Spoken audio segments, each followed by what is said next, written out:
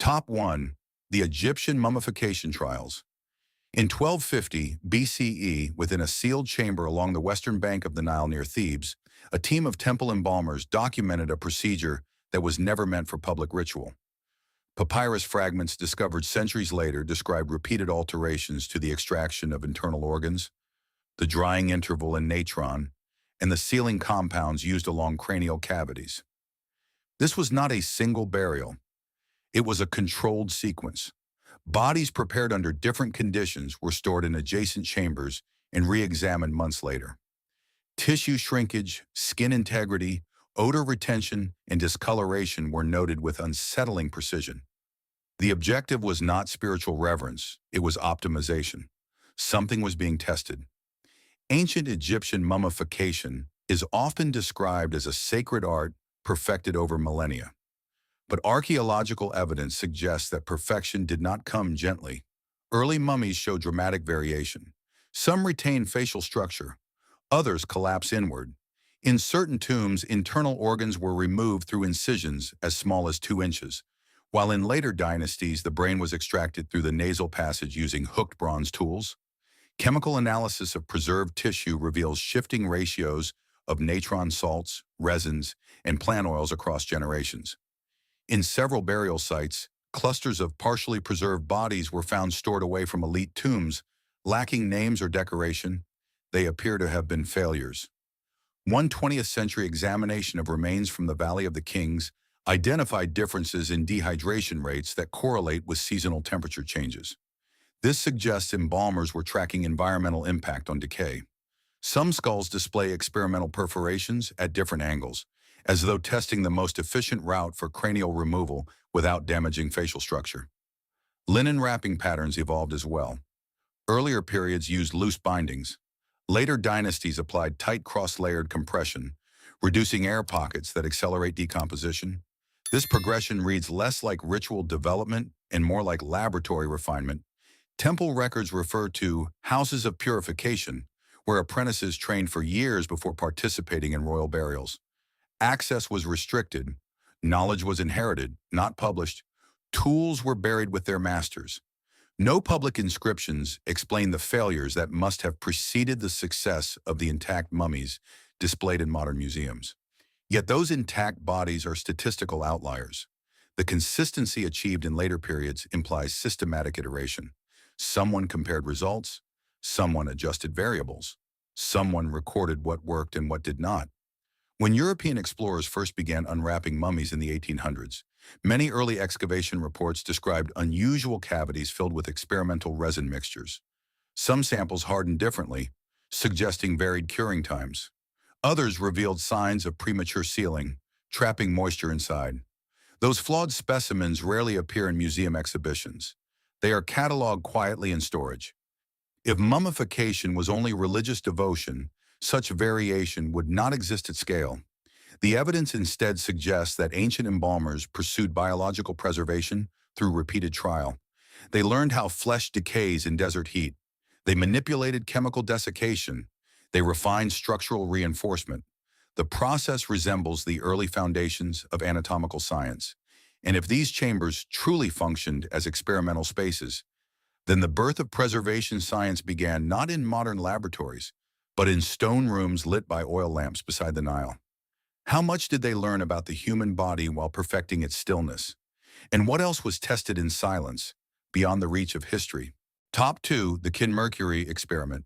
In 210 BCE, as the first emperor of a unified China traveled across the eastern provinces, imperial physicians administered a final dose of what court records described as a longevity elixir.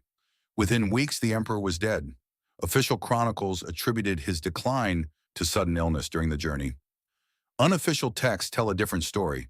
They speak of tremors, paranoia, insomnia, and a metallic taste that never left his mouth. The substance consumed was no accident. It was part of a sustained program designed to defeat mortality itself. During the reign of the first emperor, alchemists were summoned from across the empire and tasked with one objective: formulate an elixir capable of granting eternal life. Surviving manuscripts from the period reference compounds made from cinnabar, realgar, powdered jade, and liquid mercury. The proportions shifted over time. Early formulas relied heavily on mineral extracts dissolved in wine. Later attempts increased the mercury content, sometimes mixing it with sulfur to stabilize its form. Symptoms were recorded carefully: palpitations, dizziness, temporary bursts of energy followed by collapse. These were not isolated poisonings, they were iterative adjustments. Archaeological excavations near the mausoleum complex in Shanxi province uncovered bronze vessels containing residues of mercury-based mixtures. Soil samples in the burial mound reveal mercury concentrations far above natural levels, suggesting large-scale handling and refinement. Ancient texts describe rivers of mercury flowing within the tomb chamber, symbolizing celestial waters. Yet this symbolic use masks something more practical. Mercury was not only revered for its shimmering, liquid metal appearance. It was believed to transform the body from within, preserving vitality. That belief did not arise in a vacuum. It emerged from observation. Court physicians tracked the emperor's physical responses to each preparation. Records in the Records of the Grand Historian mention changes in temperament and behavior following consumption. Some scholars argue these were moral commentaries. Others suggest they reflect clinical observation. When lesser nobles were administered experimental doses, their outcomes were noted as well. Recovery times, onset of symptoms, duration of lucidity. The imperial court functioned as a closed system. Failures did not reach the public, but internally, data accumulated. Modern toxicology confirms that mercury exposure produces neurological effects consistent with the descriptions in Han-era texts. Muscle weakness, cognitive disturbance, emotional instability, the very symptoms recorded by scribes over 2,000 years ago. What makes this disturbing is not that ancient alchemists misunderstood mercury. It is that they appeared to measure its impact systematically. Adjustments in dosage imply comparison. Comparison implies repetition. After the emperor's death, the narrative shifted. Blame was directed at rogue alchemists. Several were reportedly executed. Surviving formulas were sealed or destroyed. Subsequent dynasties continued immortality research, but avoided public emphasis on mercury's dangers. The mausoleum itself remains partially unexcavated to this day, with official statements citing preservation concerns. High mercury vapor readings inside the tomb chamber have been confirmed by modern surveys, yet entry is restricted. If this was merely superstition, there would be no need for controlled variation in composition. No reason to track symptom progression across subjects. What emerges instead is the outline of a proto-chemical trial conducted within the highest levels of political power. The pursuit of immortality required experimentation. Experimentation required subjects, and subjects in this case were emperors and courtiers alike. The emperor sought eternity and instead accelerated decay. But in the process, did his physicians gain an early understanding of toxic thresholds and neurological disruption? And how many silent deaths formed the foundation of that knowledge? Top 3. The Greek dissection records in 430 BCE. As plague swept through Athens during the Peloponnesian War, physicians confronted a crisis unlike anything recorded before. Bodies accumulated faster than they could be buried. Symptoms varied. Some victims burned with fever, others bled internally. Many died within days. In the chaos, a small circle of medical practitioners began documenting patterns. They measured pulse strength. They noted skin discoloration. They observed how the eyes clouded just before death. What emerged from this catastrophe was not only survival attempts, but systematic anatomical observation. It was the beginning of controlled medical recording under lethal conditions. The Hippocratic corpus, attributed to the physician Hippocrates and his followers, contains some of the earliest surviving medical case studies. While public dissections were culturally restricted in classical Greece, battlefield casualties and plague victims provided unfiltered access to the human interior. Writings describe the appearance of inflamed organs, accumulation of fluid in the chest cavity, and swelling of the spleen. In some passages, physicians differentiate between superficial wounds and those that penetrated muscle layers, suggesting direct inspection of internal structure. This was not speculative philosophy. It was tactile investigation. Archaeological evidence from burial grounds in the Athenian Kerameikos cemetery reveals skeletal remains bearing clean-cut marks on ribs and cranial bones. These incisions differ from combat injuries. They are precise, localized, and consistent across multiple bodies. Some scholars interpret them as post-mortem examinations. Others suggest surgical intervention attempts. Either interpretation points to intentional access to internal anatomy beyond ritual preparation. The language used in early Greek medical texts is clinical rather than mystical. Organs are described in terms of texture, position, and reaction to injury.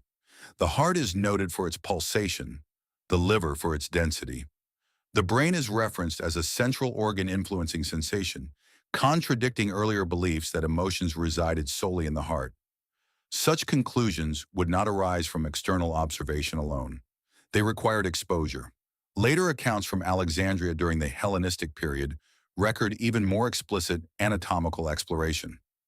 Herophilus and Erasistratus are said to have conducted systematic dissections, possibly even vivisections, on condemned prisoners. While debated, these reports reinforce a pattern. Medical knowledge expanded through direct examination of the human body under controlled observation. What distinguishes these early Greek efforts is repetition. Physicians compared symptoms across cases. They classified diseases based on progression rather than divine attribution. They correlated wound depth with survival time. This analytical framework transformed death into data. Each fatality became a point of reference. Official narratives frame these developments as philosophical advancement, yet no inscriptions publicly detail the procedural steps taken to obtain anatomical clarity. No monuments celebrate the bodies opened in the name of understanding. Knowledge advanced quietly, shielded by academic circles and restricted access to texts. If early Greek physicians truly dissected human remains to refine their theories, then the foundations of Western medicine were laid not in abstract debate, but in silent rooms where the body was opened and examined without ceremony. Observation replaced superstition, but observation required intrusion. When did healing cross into experimentation? And how many unnamed bodies were measured, compared, and classified before medicine earned its reputation as a science? Top 4. The Mithridatic Antidote Trials. In 120 BCE, within the fortified palace of Pontus overlooking the Black Sea, King Mithridates VI initiated a program unlike any recorded in antiquity. Surrounded by physicians, herbalists, and alchemists, he ordered the preparation of controlled doses of poison, each carefully measured and administered under supervision. His fear was not irrational. Assassination by poison was a common weapon among rival courts. But Mithridates sought more than protection. He sought immunity. To achieve it, he turned his own body into a living laboratory. Ancient sources, including accounts from Pliny the Elder and Appian, describe how the king consumed minute quantities of toxins daily, gradually increasing the dosage over time.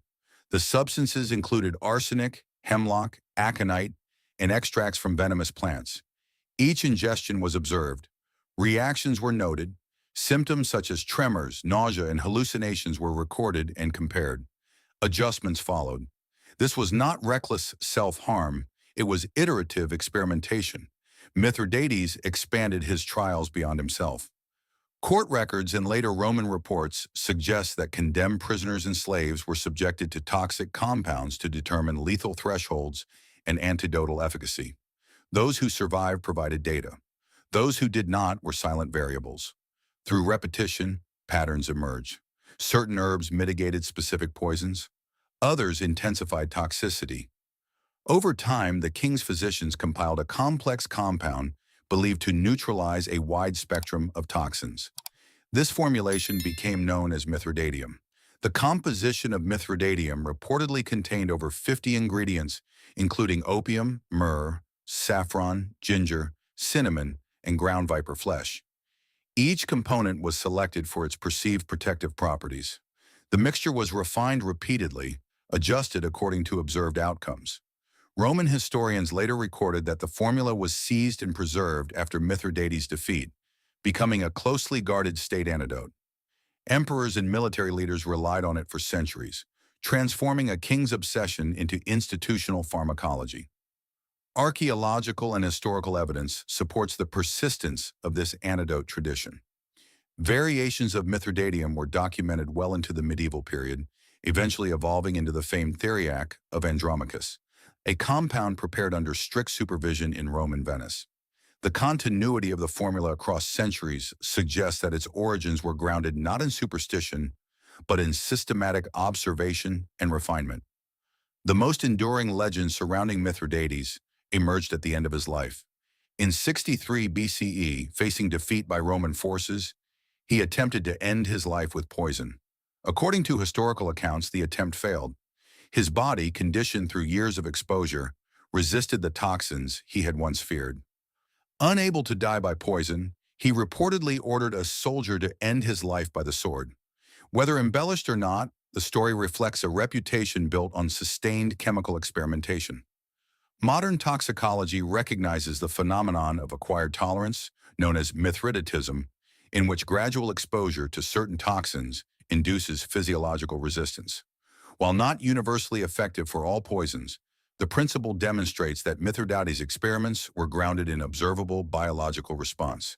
He lacked the language of pharmacokinetics or immunology, yet he understood the relationship between dose and effect.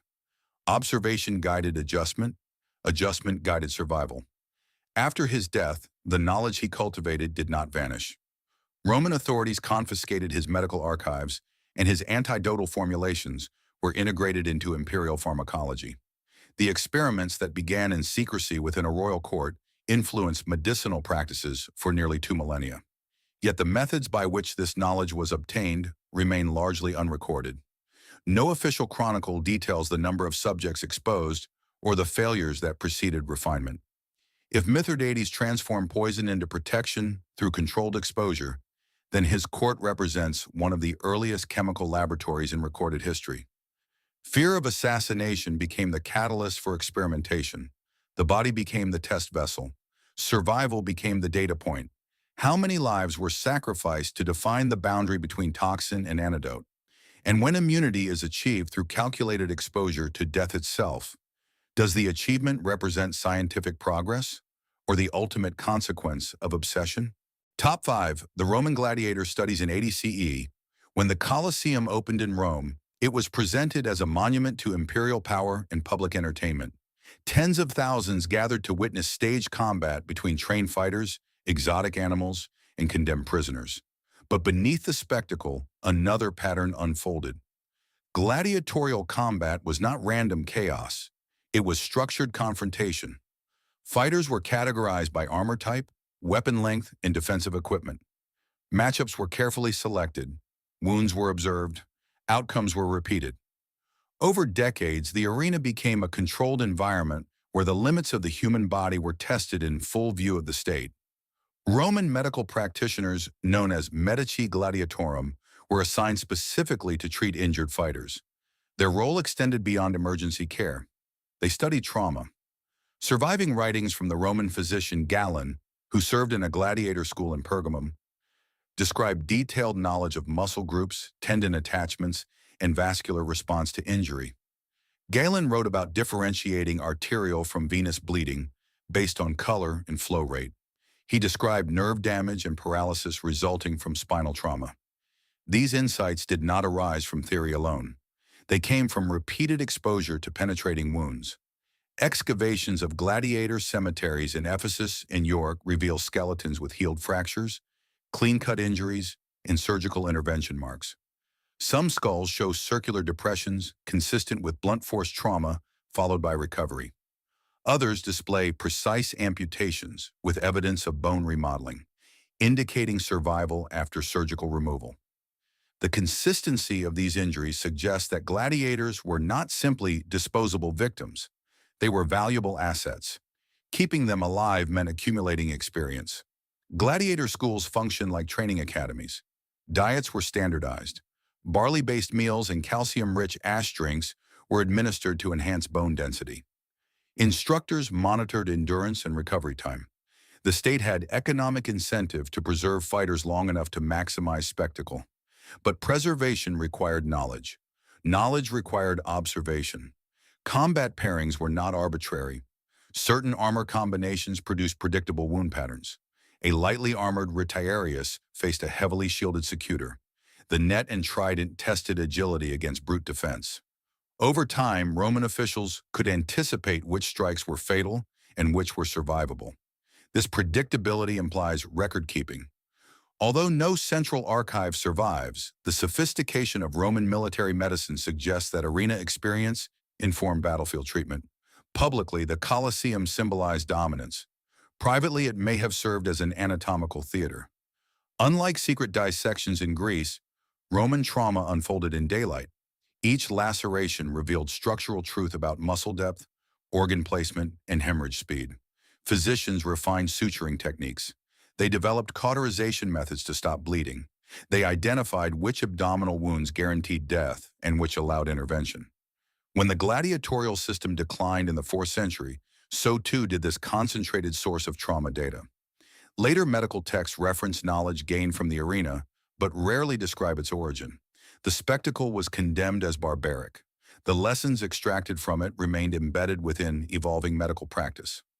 If Roman physicians built surgical understanding on the bodies of gladiators, then the arena was more than entertainment. It was a sustained exposure to controlled injury on a scale unmatched in antiquity. The crowd saw blood. The state saw discipline. The physicians saw anatomy in motion.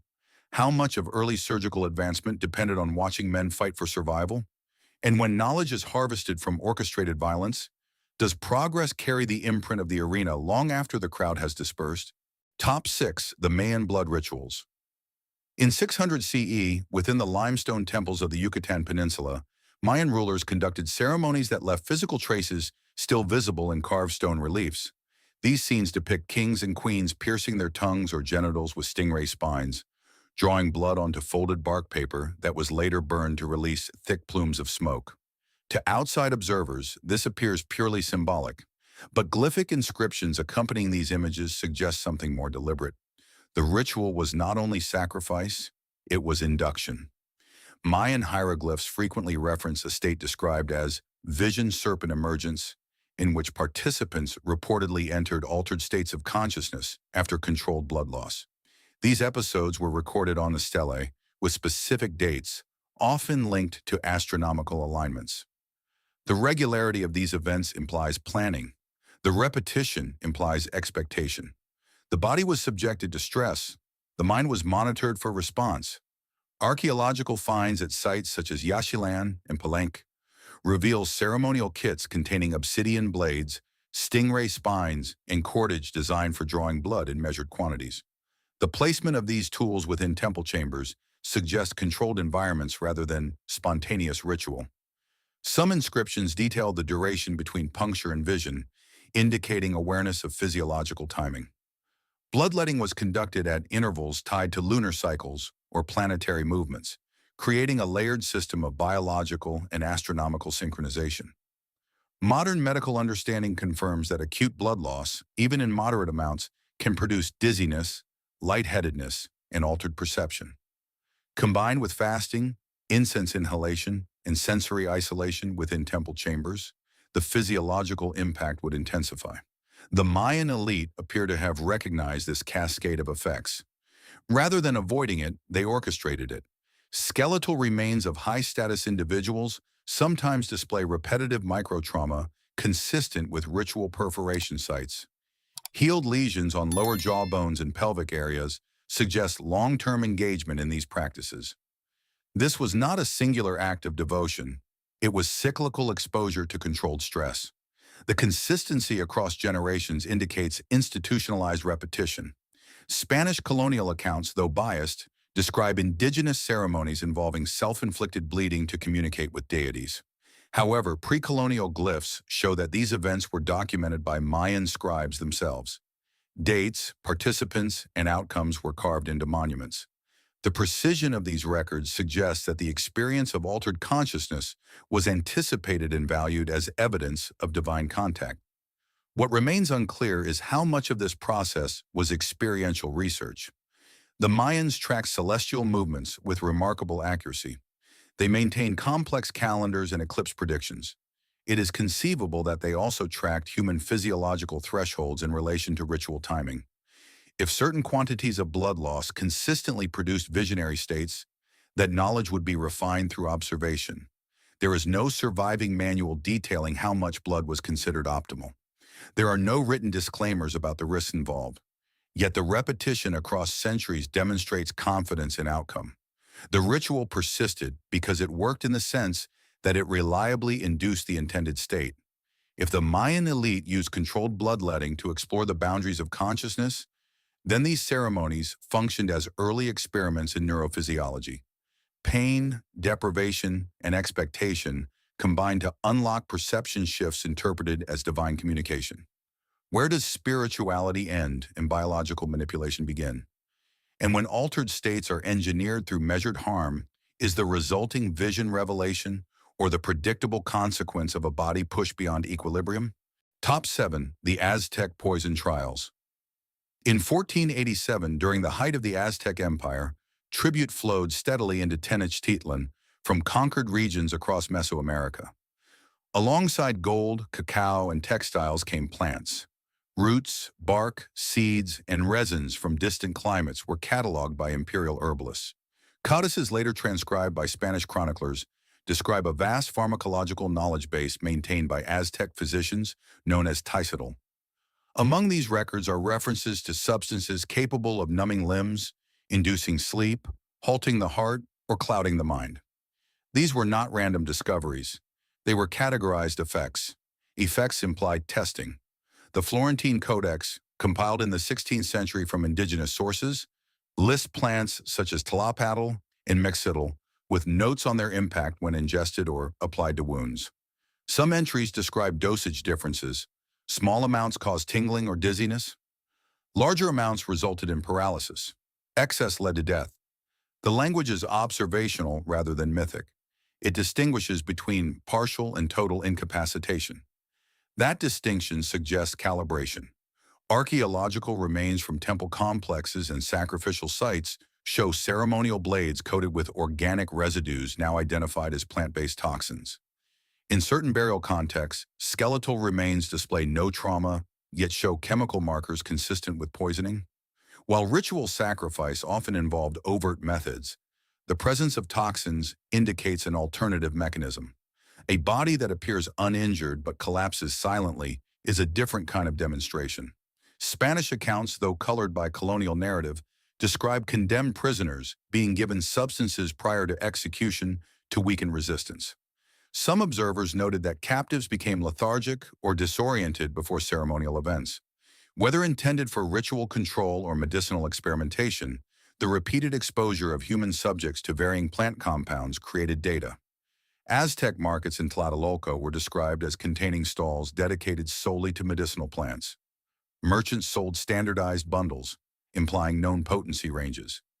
Healers prescribed treatments based on symptom patterns. That level of sophistication required trial and error across generations. While some experimentation likely occurred on animals, human application would have been unavoidable, particularly in a society that normalized public execution. Toxicology relies on thresholds. Below a certain amount, a substance alters sensation. Above it, organ systems fail. Ancient Aztec knowledge appears to reflect awareness of these boundaries. Controlled incapacitation would have been valuable in warfare and governance. A poison that immobilizes without killing could neutralize resistance. One that kills swiftly could eliminate threats without spectacle. Following the Spanish conquest, much indigenous medical knowledge was suppressed or reinterpreted through European frameworks. Many codices were destroyed. Surviving texts were filtered through missionary transcription. Direct records of experimentation did not survive intact. What remains are fragments pointing toward a systematic engagement with botanical chemistry. If Aztec healers and priests deliberately tested plant compounds to determine precise physiological outcomes, then they engaged in an early form of pharmacological research. The boundary between medicine and weapon blurred. The same leaf that eased pain could induce fatal arrhythmia in greater quantity. How many subjects were required to define those limits?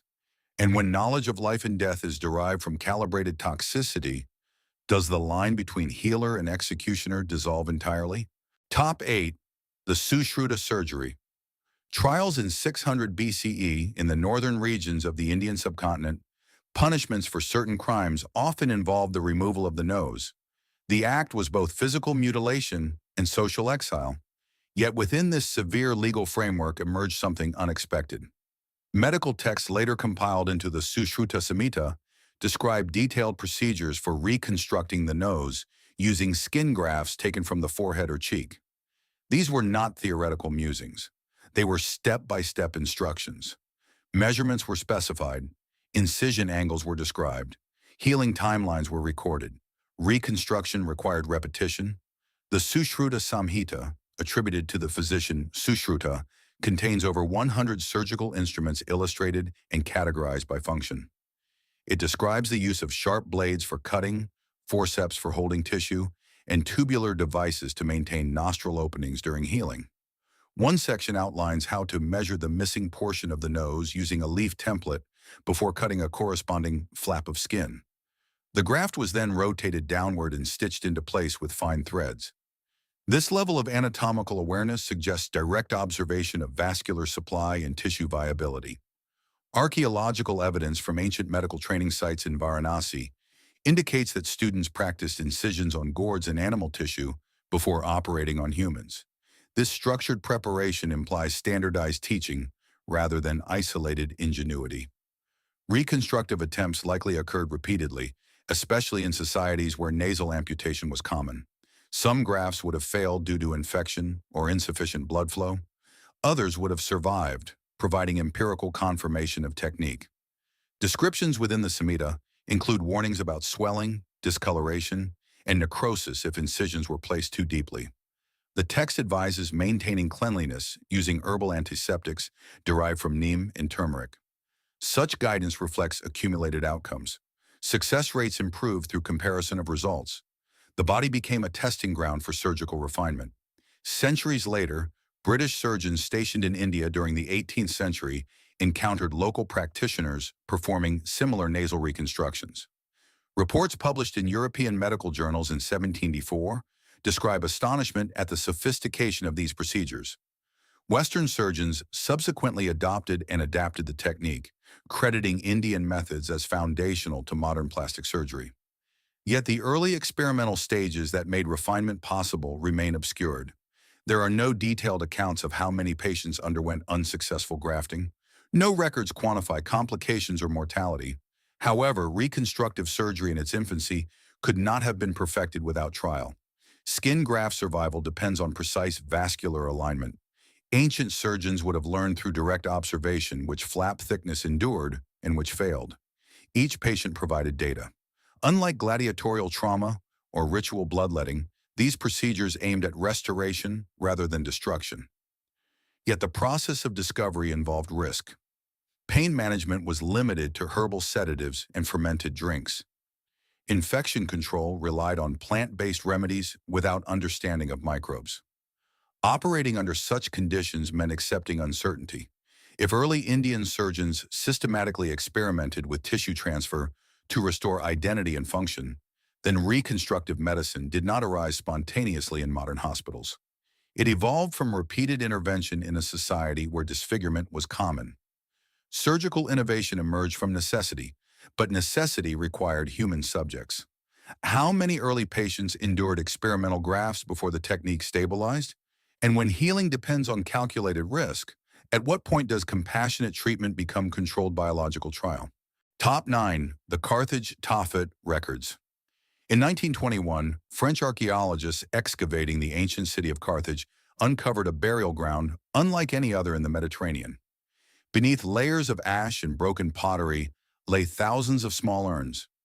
Each contained the cremated remains of infants and young children. Stone stelae stood above them, carved with inscriptions and symbols dedicated to deities such as Baal, Hammon, and Tanit. The site came to be known as the Tophet. At first glance, it appeared to confirm ancient accusations that Carthage practiced child sacrifice. But as excavation continued, a deeper question emerged. The burials followed patterns too precise to ignore. Osteological analysis conducted over decades revealed clustering in age distribution. Many of the remains belonged to children under 2 years old. with a noticeable concentration around specific developmental stages. The cremation temperatures were consistent across large groups of urns, indicating controlled burning rather than chaotic disposal. The stelae often recorded dates and family names. This was not an occasional rite, it was systematic. Ancient Greek and Roman writers described Carthaginian rituals in sensational terms, claiming that infants were offered to appease the gods during times of crisis. Modern scholars debate the reliability of these accounts, arguing that enemy propaganda may have exaggerated events. However, the archaeological record does not erase the scale. Estimates suggest that over several centuries, tens of thousands of urns were placed within the Tophet precinct. What makes the site unsettling is the apparent regularity. Burials increased during periods of famine and military threat. Some researchers have proposed that the Tophet functioned partly as a cemetery for infants who died naturally, their cremation ritualized as dedication. Others argue that the uniformity of bone fragments and burn patterns implies intentional selection. The truth may lie between interpretation and evidence. If selection occurred, it implies criteria. Criteria imply observation. Anthropological studies of the urn contents show that some children exhibited signs of prior illness or malnutrition. Others appeared healthy before death. This variability complicates simplistic explanations. Were these offerings chosen randomly, or were certain conditions deemed acceptable for ritual dedication? The repetition across generations suggests that the process was institutionalized. Carthage was a sophisticated maritime power with advanced trade networks and administrative systems. Its governance relied on organized record-keeping. It is conceivable that the Tophet was not merely a site of sacrifice, but a space where demographic realities were absorbed into religious structure. High infant mortality was a fact of the ancient world. Incorporating death into ritual could have served both spiritual and social functions. Yet the precision of the urn arrangement, the consistency of cremation, and the scale of the burial ground indicate method. Whether sacrificial or funerary, the Tophet represents a repeated response to early death.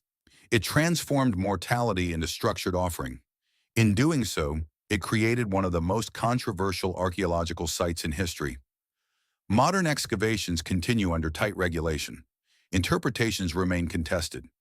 Some nations avoid definitive language. Others embrace the darker reading. What remains undeniable is the presence of pattern. Thousands of small urns, ordered rows, names etched in stone. If Carthage normalized ritualized death at such scale, was it purely devotion, or did it reflect an attempt to manage demographic crisis through spiritual logic? When mortality becomes ritualized and repeated across centuries, does it reveal belief alone, or something measured beneath it? Top 10. The Sokushinbutsu Experiment. In 1783, in a remote temple in the mountains of northern Japan, a Buddhist monk entered a small underground chamber, barely large enough to sit upright. A bamboo tube allowed air to pass through the soil above him. Before sealing himself inside, he had already spent years preparing. His diet had been reduced to nuts, seeds, and tree bark. Later, he consumed lacquer tree sap, known to induce vomiting and poison parasites within the body. By the time he rang the final bell signaling he was still alive, his body fat had nearly vanished.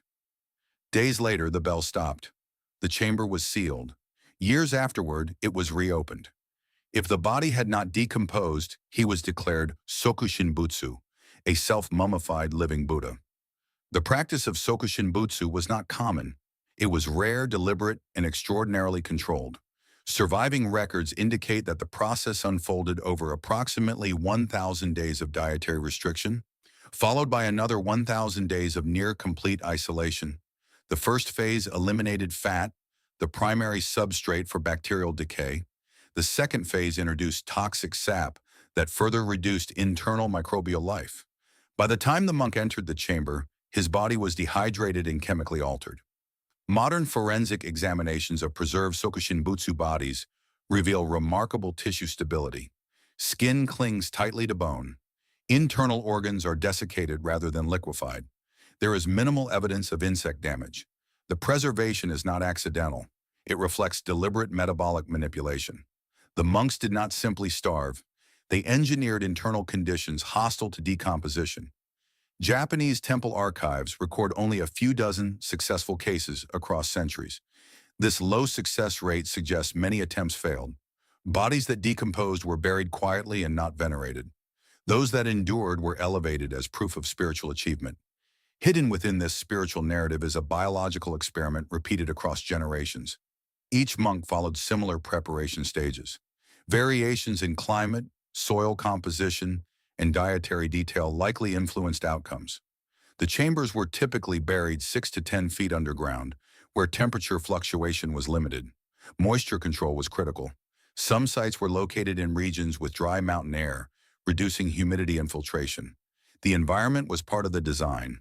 It was not only the body that was modified, the burial context was engineered. During the Meiji Restoration in the late 19th century, the Japanese government outlawed the practice, labeling it archaic and dangerous. Official support ended. Surviving Sokushin Butsu bodies were preserved as cultural relics rather than living embodiments of faith. Access to certain temple archives remains restricted. The detailed records of unsuccessful attempts are sparse or absent. If Sokushin Butsu represents a form of self-directed metabolic preservation, then these monks achieved what ancient Egyptian embalmers sought from the outside. They transformed their internal chemistry before death. The body became the experiment. The outcome was binary: preservation or decay.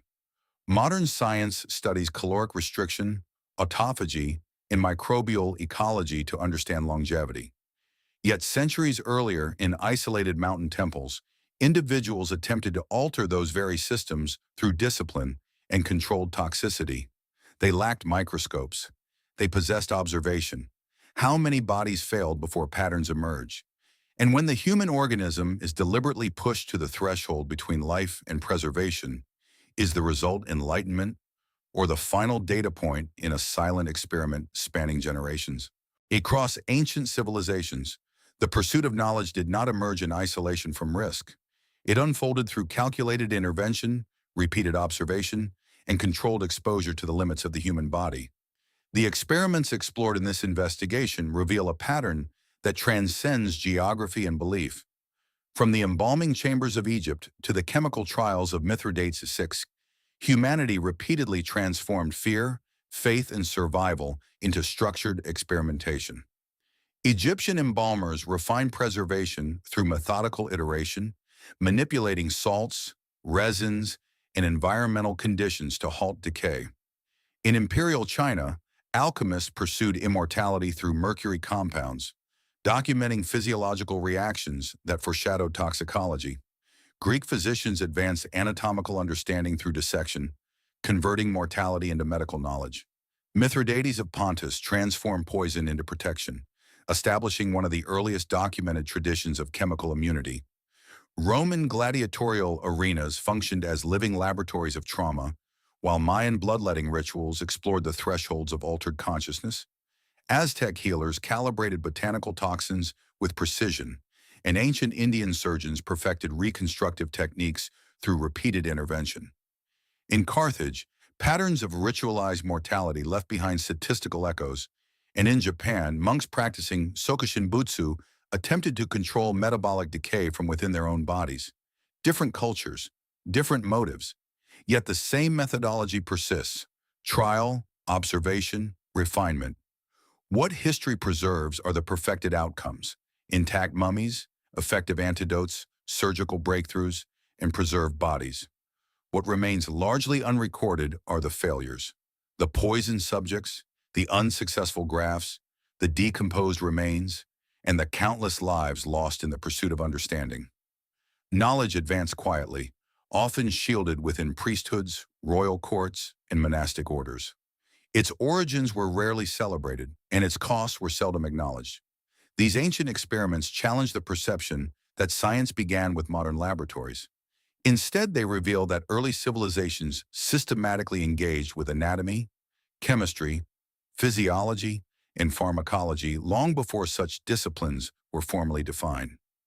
Progress emerged not from certainty, but from uncertainty tested repeatedly against the human body itself.